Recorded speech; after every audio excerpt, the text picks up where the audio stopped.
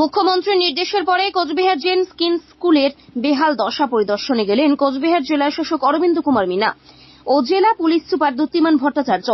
স্কুলের ক্লাসরুম থেকে শুরু করে শিক্ষকদের স্টাফরুমের বেহাল অবস্থায় রয়েছে। বর্ষায় ক্লাসরুমগুলিতে জল পড়ে পড়ুয়াদের পড়াশোনার ক্ষেত্রে অসুবিধা হচ্ছে। বিষয়টি নিয়ে বিদ্যালয়ের পক্ষ থেকেও পূর্ত দপ্তরকে জানানো হয়েছে, তারপরেও কোনো ব্যবস্থা নেওয়া হয়নি।